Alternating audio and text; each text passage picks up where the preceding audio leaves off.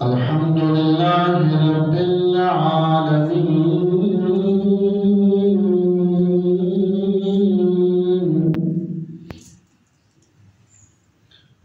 والصلاة والسلام على رسوله الكريم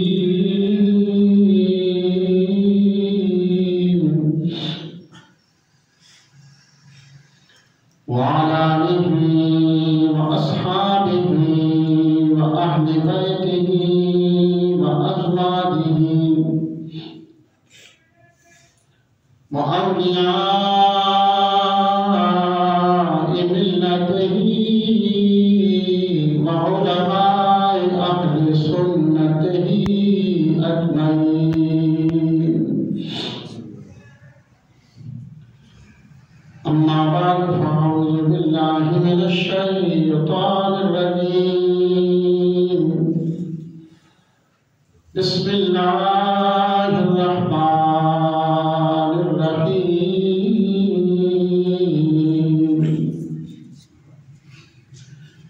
ومن آياته أن خلق لكم من أنفسكم أزواجا لتسكنوا إليها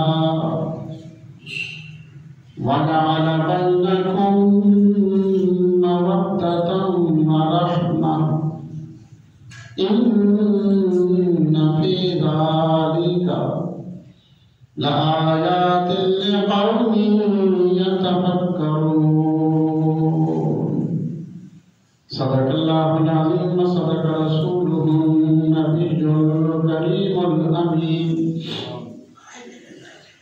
قال الله تبارك وتعالى في شان محبوبه مخبرا وآمرا: إن الله وملائكته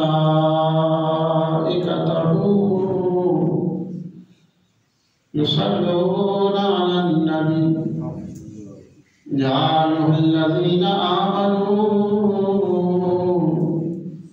صلوا عليه وسلموا تسليما. الصلاة والسلام عليك يا سيدي يا رسول الله وعلى آلك وأصحابك يا سيدي يا حبيب الله. الصلاة والسلام عليك يا سيدي يا رسول الله وعلى آلك وأصحابك يا سيدي يا خاتم النبيين. حمد و ثنا کے بعد دعا ہے اللہ وحدہ لا شریک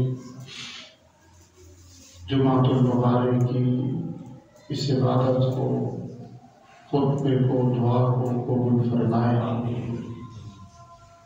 اور جمعۃ المبارک کے فیوز و برکات نصیب فرمائے. آپ حضرات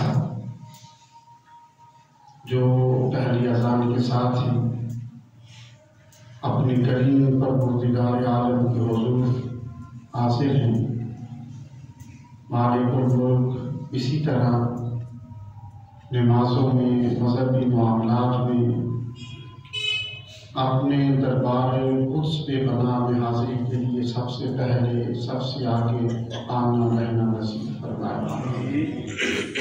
اور جمعۃ المبارک کی گھڑیوں کا صدقہ مالک ہماری خطاؤں کو، لغزشوں کو، گناہوں کو، غلطیوں کو معاف فرمائے. بقیہ زندگی قرآن و سنت کے اپنے خوف میں محبوب کریم علیہ الصلوۃ والسلام کے عشق و محبت میں گزارنا نصیب فرمائے.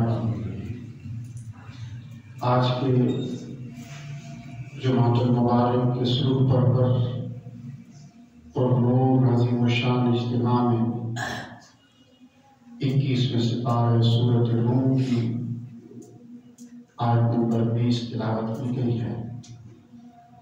اس میں اللہ کریم ارشاد فرماتے ہیں: وَمِنْ آیَاتِهِ اس کی نشانیوں میں سے ایک نشانی یہ ہے ان خلق لکم، اس نے تمہارے لیے پیدا فرمایا من انفسکم، تمہارے ہی نفسوں سے ازواجن، تمہاری مقدس اور پاکیزہ بیویاں، لتسکنوا الیہا، تاکہ وہ بیویاں تمہارے لیے اطمینان قلب، تسکین قلب کا باعث بن سکیں۔ وجعل بینکم، اور تمہارے درمیان، تمہارے دلوں میں رکھ دی مودۃ و رحمہ، باہمی محبت، مودت، پیار، اتفاق اور سکون کے جذبات کو رکھ دیا ہے۔ ان فی ذلک لآیات لقوم یتفکرون، بے شک یہ اس قوم کے لیے نشانیاں ہیں جو اپنے دین میں، مذہب میں، قرآن میں، نظام کائنات میں غور و فکر کرتے ہیں۔ اس آیت طیبہ میں اللہ کریم نے ایک خاص بات کا ذکر فرمایا، اور وہ یہ ہے کہ اپنی خاص نشانی بیان فرمائی۔ اللہ فرماتا ہے کہ تم میں سے جو مجھے ملنا چاہے، میرے دربار تک پہنچنا چاہے، اس کو میں ایک نشانی بتاتا ہوں، اس نشانی کو پکڑ لے، یہی نشان میرا مقام وجود ہے، بس اس نشانی کو پکڑو اور اس نشان کو دیکھ کر اسی کے ساتھ متصل راستے کی سفر شروع کر دو۔ یہی نشانی منزل تمہیں اپنی منزل سے آشنا کر دے گا۔ اور وہ نشانی کیا ہے؟ اللہ فرماتا ہے مجھ تک پہنچنے کے لیے میری نشانی، میرا پتہ، میرا ایڈریس کیا ہے؟ ازواجن، تمہاری مقدس اور پاکیزہ بیویاں ہیں، اور ان بیویوں کے مقدس اور پاکیزہ شوہر ہے، خامند ہے۔ جس بیوی نے اور جس شوہر نے، جس خامند نے وَجَعَلَ بَيْنَكُمْ مَوَدَّةً وَرَحْمَةً، اپنی زندگی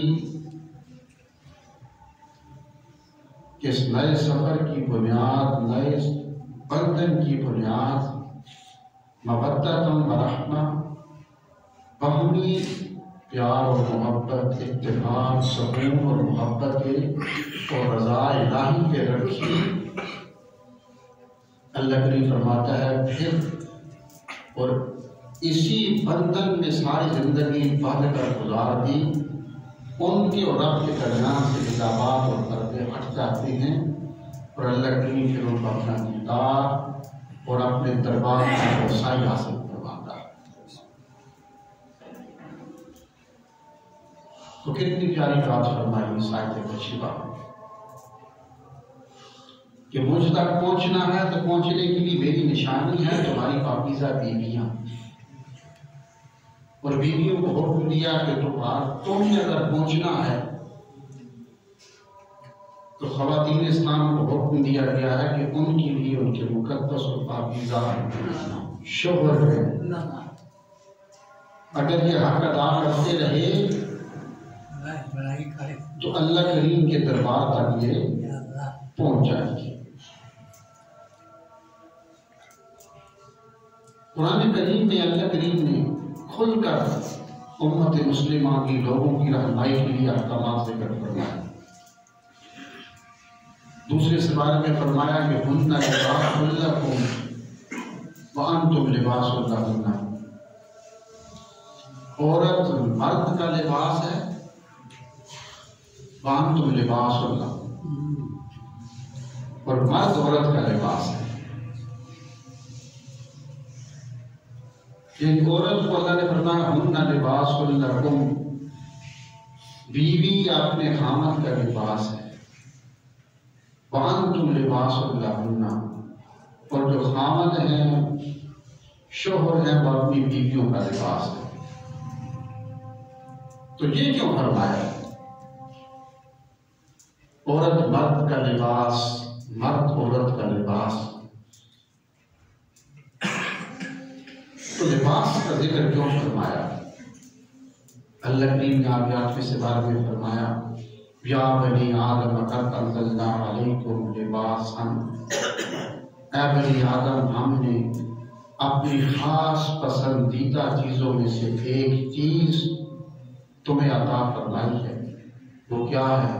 لباسا یواری، ایک ایسا لباس عطا فرمایا ہے جو واری سواتکم بریشا، کہ جو تمہارے جسمانی نشیب و فراز کو چھپا سکے، ایسا لباس کہ جو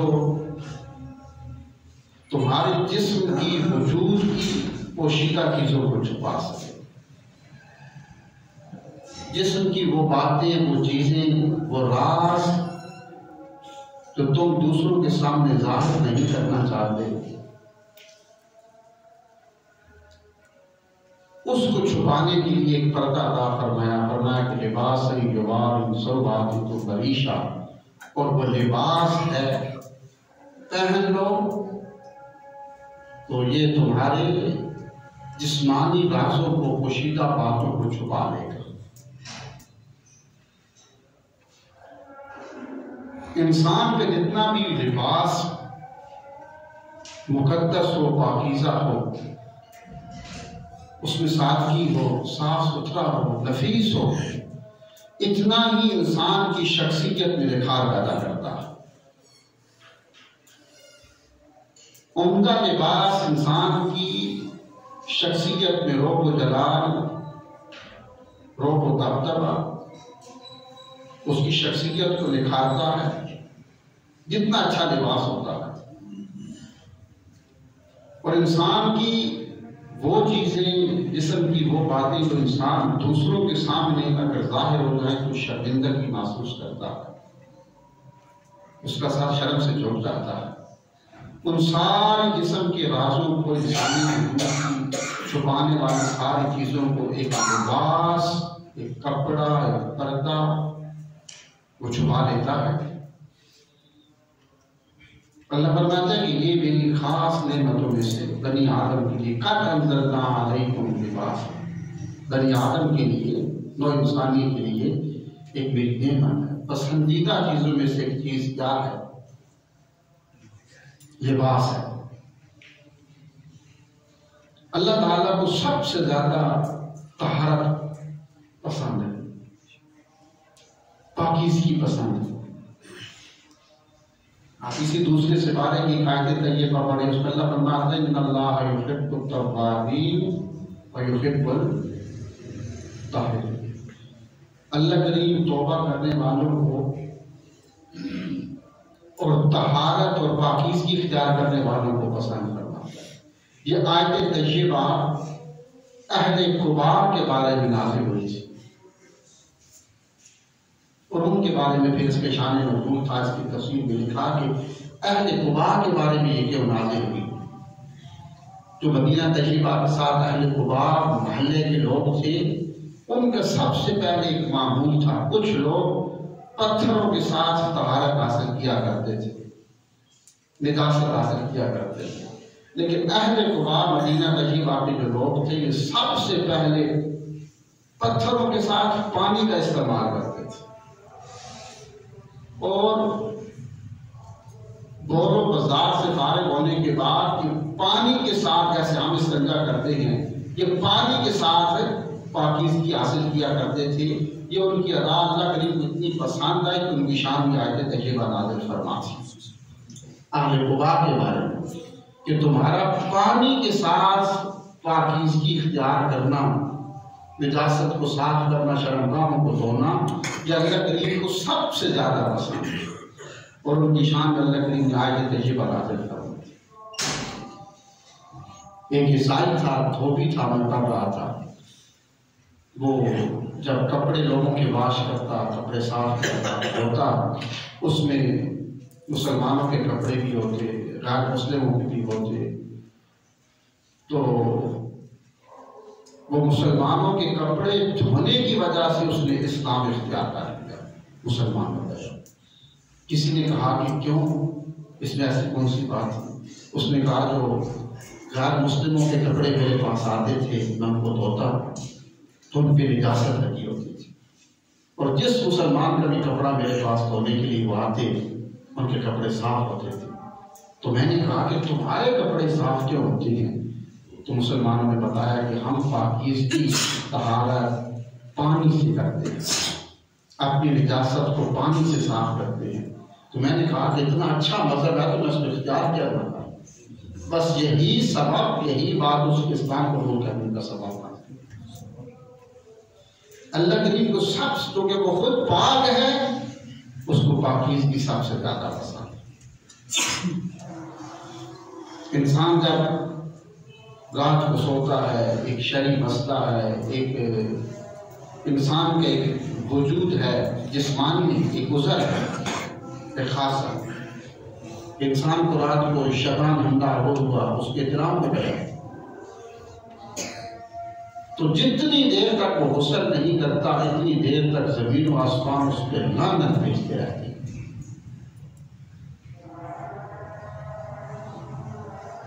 یعنی شیطان حملہ پر غسل فرض ہو گیا، رات کو انسان سویا، ایک انسانی اعضا ہے، انسان کے پاس کی بات نہیں، انسانی اعضا ہے، اس کو اطلاق ہو گیا، شیطان نے حملہ کیا، اس کو غسل فرض ہو گیا۔ حکم ہے کہ جب تک وہ غسل نہیں کرتا، اور یہ جو انسان کی جو نجاست ہوتی ہے غسل فرض ہونے کے وقت جسم سے خارج ہوتی ہے، یہ انسان کے جسم پہ جتنے بال ہیں ہر بال کی نیچے سے یہ ظاہر ہوتی ہے، ہر بال سے، اور اگر جسم کا ایک بال بھی خشک رہ جائے تو انسان کا غسل مکمل نہیں ہوتا۔ اللہ کریم کو جب انسان سخت سردی میں رات اٹھ کے حقوق کی ضروریت سے فارغ ہو، یا حقوق کی ضروریت سے فارغ ہونے کے بعد انسان صرف یہ سوچے کہ میرے رب کو یہ بات پسند نہیں ہے کہ میں ناپاکی کی حالت میں سو جاؤں، اسی وقت غسل کرنے ٹھنڈے پانی سے اللہ کریم مسکرا کر اس بندے کی طرف دیکھتے ہیں، اور جس بندے کی طرف اللہ کریم مسکرا کے دیکھتے ہیں پھر دنیا آخرت میں مسکراہٹ اس کے مقدر میں لکھ دی جاتی ہے، اب دکھ اور غم تیرے قریب نہیں آئیں گے۔ تو نے یہ بات نہیں دیکھی پانی ٹھنڈا ہے، سخت سردی ہے، کیسے غسل کروں گا، آج پاؤں شال ہو جائیں گے، بیمار ہو جاؤں گا، نہیں، بس یہ دیکھا کہ میرے رب کو پاکیزگی پسند، پاکیزگی پسند، تو بس یہ دیکھ کر تم نے غسل کر لیا اور اپنی پانی کی ٹھنڈک کو، بیماری کو نہ دیکھا۔ اللہ کریم فرماتے ہیں بندے تو مجھے بڑا پیارا لگتا، تیرا عمل مجھے بڑا پسند آیا، اور اللہ کریم اس بندے کی طرف مسکرا کر دیتے۔ ہاں ایک حکم ہے شرعی اگر ایسا ہے کہ اگر انسان حقوق کی زوجیت سے فارغ ہو جائے تو یہ حضور کی سنت بھی ہے، ایسا حضور کا معمول کی زندگی میں رہا ہے، فقہا نے لکھا۔ اگر ایسا ہے حقوق کی زوجیت سے انسان فارغ ہو جائے اور سخت ٹھنڈا پانی ہے، انسان غسل نہیں کر سکتا، تو حکم ہے کہ پھر وضو کر کے، میاں بیوی دونوں وضو کر کے سو جائے۔ تو ایسے مسائل کو ذہن میں رکھا کرے۔ تو جو گفتگو ہو رہی تھی یہ کہ اللہ کریم کو پاکیزگی سب سے زیادہ پسند ہے۔ اہل قباء مدینہ طیبہ کے محلے قباء کے جو لوگ تھے سب سے پہلے انہوں نے پانی کے ساتھ نجاست حاصل کی، استنجا کیا تھا۔ اللہ کریم ان کی شان میں قرآن کریم میں آیات نازل فرما دی کہ مجھے اہل قباء کے لوگ بڑے پسند ہیں کہ جو استنجا پانی سے کرتے ہیں۔ آج تو پھر وہی سسٹم شروع ہو گیا نا، پرانا جو غیر مسلموں کا ہے، اہل کفر کا طریقہ وہی شروع کر دیا۔ یہ چیزیں اللہ کریم کو پسند ہے نہیں۔ تو ہم جس بھی بات کا ذکر کر رہے تھے وہ یہ ہے کہ اللہ کریم فرماتا ہے کہ میری پسندیدہ چیزوں میں سے ایک چیز یہ ہے کہ یا بنی آدم قد انزلنا علیکم لباسا، میں نے اپنی پسندیدہ محبوب ترین چیزوں میں سے ایک چیز تمہیں عطا فرمائی ہے، اور وہ کیا ہے؟ تیرا لباس ہے۔ قد انزلنا علیکم لباسا، اور جانور میں اور انسان میں یہ فرق رکھ دیا ہے کہ جانور کا بھی لباس ہے نہیں بنتا، بندہ مومن ہے، انسان ہے، بنی آدم جو کہ ایک اشرف اور افضل مخلوقات میں سے منصب پہ فائز کیا گیا ہے، ساری مخلوقات میں سے تو افضل ہے، اعلیٰ ہے۔ تیری شان یہ ہے کہ تجھے میں یہ اپنی پسندیدہ چیز اور نعمت عطا کرتا ہوں، اپنے جسم کو اس لباس سے ڈھانپ لیا، اور جتنا تیرا کھلا لباس ہوگا، تیرے جسم کے جو نشیب و فراز ہیں، چھپانے والی چیزیں تیرے جس لباس کھلے لباس سے بھی نظر نہیں آئیں گی، اتنا ہی تیری شخصیت میں روب و جلال زیادہ پیدا کر دیا جائے۔ لیکن ایک انسان آتا ہے، اس میں اگر اس نے کھلا جبہ پہننا ہے، اس کے ساتھ دستار ہے، اس کے ساتھ اوپر ایک اور اس نے کملی اور رکھی ہے، تو اس کی شخصیت میں کتنا روب ہوتا ہے۔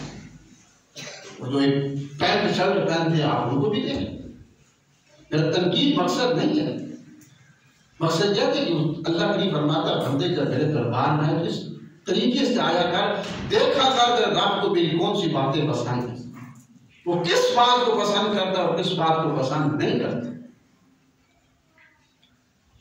تو جب تو اس طریقے سے آئے گا تو پھر جو سر میرے حضور جھکے گا، میں اس کو کبھی کسی کے سامنے رسوا نہیں ہونے دوں گا، اس سر کو عزت کو سے بلند کرتا۔ تو فرمایا کہ لباس جو ہے نا، یہ انسان کے جسم کی چھپانے والی چیزوں کو چھپا لیتا ہے۔ اب آج اللہ فرماتا ہے کہ ہن لباس لکم وانتم لباس لہم، عورت مرد کا لباس ہے اور مرد عورت کا لباس ہے، بیوی شوہر کا لباس ہے اور شوہر اپنی بیوی کا لباس ہے۔ لباس کو کہا گیا بیوی کو اور شوہر کو کہا گیا، کہاں لباس وہ ہوتا ہے جو جسمانی چھپانے والی چیزوں کو چھپا لیتا ہے، دوسروں کے سامنے ظاہر نہیں ہونے دیتا۔ تو فرمایا کہ عورت کو لباس مرد کا اس لیے کہا گیا، عورت اپنے خامد کی جن چیزوں کا علم رکھتی ہے کہ کوئی دوسرا بندہ نہیں رکھتا، تو حکم ہے کہ عورت اپنے مرد کا لباس اس لیے ہے کہ جو اپنے مرد کے بارے میں جانتی ہے، ان ساری جو مرد چاہتا ہے کہ میری یہ چیزیں کسی کے سامنے، یہ باتیں، یہ چیزیں، یہ راز کسی کے سامنے ظاہر نہ ہو، جن کو صرف اس کی بیوی جانتی ہے، تو کہا ہن لباس لکم، عورت مرد کا لباس ہے، ان ساری چیزوں کے سامنے لباس بن جائے، عورت کے سارے، مرد کے سارے رازوں کے سامنے، مرد کی ساری چھپانے والی باتوں کے سامنے وہ راز بن جائے، لباس بن جائے۔ اور جس طرح لباس انسان کو چھپانے والی چیزوں کو دوسروں کے سامنے ظاہر نہیں ہونے دیتا، عورت کے اپنے مرد کا لباس بن جائے اور اپنے مرد کی چھپانے والی باتوں کو دوسروں کے سامنے ظاہر نہ کرے۔ اگر ایک عورت ہے تو اگر اپنے مرد کی بات کرتی ہے تو اس کا لباس ہے، تو وہ اپنا مرد کا لباس خود اتار رہی ہے، اپنے مرد کو سرے بازار خود ننگا رسوا کر رہی ہے، اور یہ بات اللہ کریم کو پسند نہیں ہے۔ اس طریقے سے حکم ہے کہ مرد عورت کا لباس ہے، عورت کی وہ باتیں، بیوی کی وہ باتیں، وہ راز، وہ چھپانے والی چیزیں جو شوہر اور خاوند جانتا ہے وہ دوسرا کوئی نہیں جانتا۔ تو کہا کہ شوہر کی اپنی عورت کا کیا ہے؟ لباس لکم وانتم لباس لہن وانتم لباس لکم، شوہر کی اپنی عورت کا کیا ہے؟ لباس ہے، اپنی بیوی کی باتوں کو چھپائے۔ حضرت امام حسن بن علی رضی اللہ تعالیٰ عنہ وہ کسی بات کو اپنی بیوی سے خفا ہو گئے تو کہا کہ میں تو اپنی بیوی کو طلاق دینا چاہتا ہوں۔ تو کوئی اپنا قریبی تھا، بہت زیادہ قریبی تھا، تو اس نے کہا کہ حضور آپ اپنی بیوی کو کیوں طلاق دینا چاہتے ہیں؟ تو کہا کہ میں اس کا لباس ہوں، میں تو اس کی بات تیرے سامنے ظاہر نہیں کر سکتا۔ اگر اپنی بیوی کی بات تجھے بتاؤں گا جو وہ چاہتی ہے کہ کسی دوسرے کو پتہ نہ چلے، جس بات کو بیوی چھپانا چاہتی ہے، میں تو اس کا لباس ہوں اپنی بیوی کا۔ اگر میں اس کی بات جو وہ چھپانا چاہتی ہے میں تمہیں بتا دوں گا جو میں جانتا ہوں، تو گویا کہ میں اپنی بیوی کو بے لباس تمہارے سامنے کر رہا ہوں، اپنی بیوی کا لباس خود تمہارے سامنے اتار رہا ہوں، اور میں ایسا نہیں کرنا چاہتا کہ میں تمہارے سامنے اپنی بیوی کو ننگا کر دوں۔ میں اپنی بیوی کی بات تمہارے سامنے نہیں بتا سکتا، میں اس کا لباس ہوں، اس کی باتوں کو، اس کی چیزوں کو، اس کے رازوں کو چھپانے کی ذمہ داری اللہ نے مجھے دی ہے، مجھے اس کا لباس بنایا ہے۔ اب اس کو طلاق دے دی، جب طلاق دے دی تو پھر اس نے کہا تو طلاق ہو چکی ہے، اب تو بتا دے کیا وجہ تھی کیوں طلاق دی ہے۔ کہا میرے لیے وہ غیر محرم ہو چکی ہے، اور غیر محرم کی بات ہم نہیں کر سکتے، وہ اجنبی ہو چکی ہے۔ اب بات کروں گا تو غیبت ہوگی، جھوٹ ہوگی، غیبت ہوگی، چغلی ہوگی، میں اس کی پشت کے پیچھے بات کر نہیں سکتا، کس طرح بتا سکتا ہوں؟ تو آپ نے نہ بتا۔ ایک دفعہ یہ ایک لمبی بحث ہے، گفتگو ہے کہ میاں اور بیوی کے اللہ فرماتا ہے وَمِنْ آیَاتِهِ أَنْ خَلَقَ لَكُم مِّنْ أَنفُسِكُمْ أَزْوَاجًا، میری خاص نشانیوں میں سے ایک نشانی یہ ہے کہ تمہاری پاکیزہ بیویاں، میری خاص نشانیوں میں سے، اور مجھے ملنا چاہتے ہو تو پھر میری نشانی کو تلاش کرو، اب وہ نشانی تمہیں مل جائے تو پھر میں بھی تمہیں مل جاؤں۔ اور مقدس اور پاکیزہ بیویاں، ایک عورت حضور کے پاس آئی اور اس نے آ کر کہا کہ حضور مجھے یہ فرمائیے کہ جو خامد کے حقوق ہیں وہ بیوی کی ذمہ کیا ہے، خامد کے بیوی پر کیا حق ہے۔ حضور اس کو دیکھ کے مسکرائے عورت کو، تو حضور نے فرمایا کیوں پوچھنا چاہتی ہو؟ تو کہا حضور میں یہ حق ادا کرنا چاہتی ہوں۔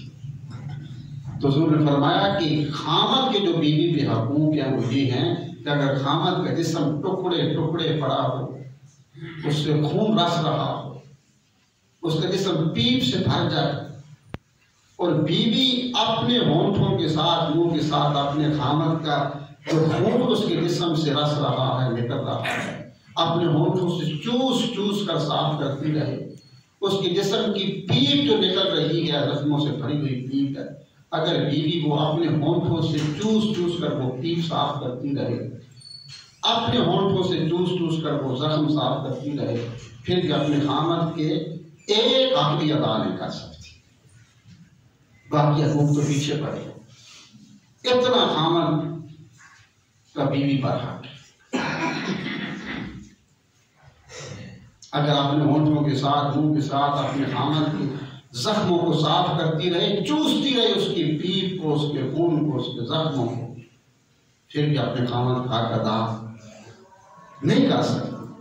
اور فرمایا کہ اگر ایک ایسی بیوی ہے کہ اس کا دن کو ایک خامد تھکا ہارا شام کو گھر میں آئے، بیوی مسکرا کر اس کو دیکھے، اس کے سامنے کھانا رکھے، اس کو پانی پلائے، اس کو بستر بچھا کے دے، اور پھر یہ مسلم شریف کی حدیث پاک ہے، اور پھر بیوی خامد کے کہنے کے بغیر جائے اور خامد کے پاؤں دبائے، یہ مسلم شریف کی حدیث پاک ہے۔ ایک خامد پھر سن دن کو تھکا ہارا کام سے آیا، سارا دن کام کرتا رہا اس لیے کہ میری بیوی ہے، وہ باعزت طریقے سے اپنی اطاعت باری بھی پردے میں رہے، اس کے لیے کام کرتا رہا، بچوں کے لیے کماتا رہا، شام کو خامد گھر میں آیا، بیوی نے مسکرا اس کو ویلکم کیا، خوش آمدید کہا، چارپائی پہ بٹھایا، اس کو پانی پلایا، کھانا دیا، بستر بچھا کے دیا۔ حدیث پاک ہے جب وہ خامد بستر پہ لیٹ گیا، بیوی نے خامد کی کہنے کے بغیر اس کے بستر پہ آ کے بیٹھی اور اس کے پاؤں دبانے شروع کر دیے۔ تو اللہ کریم اس بیوی کو خامد کے کہنے کے بغیر، جو صرف خامد کے مقام کو دیکھتے ہوئے کہ میرا خامد تھک گیا تھا، سارا دن کام کرتا رہا، خامد کے کہنے کے بغیر اگر ایک بیوی اپنے خامد کے پاؤں دباتی ہے، مسلم شریف کی حدیث پاک ہے کہ اللہ کریم اس کو اسی وقت اللہ کی راہ میں 70 تولے سونا صدقہ کرنے کا ثواب عطا فرماتا۔ اب ایک تولا ہے تقریباً 123-124 ہزار تک پہنچ گیا ہے، تو دیکھ رہے 1 کروڑوں میں بنتا ہے، 1 کروڑ تو بن جاتا ہے نا۔ 70 تولے سونا اللہ کریم راہ میں اس عورت کو صدقہ کرنے کا ثواب ملتا ہے، وہ عورت جو خامد کے کہنے کے بغیر اس کے پاؤں دباتی۔ اب خاوند کی بیوی پر کیا حقوق ہے انشاءاللہ فیس بک میں کریں، یہ سنت ادا.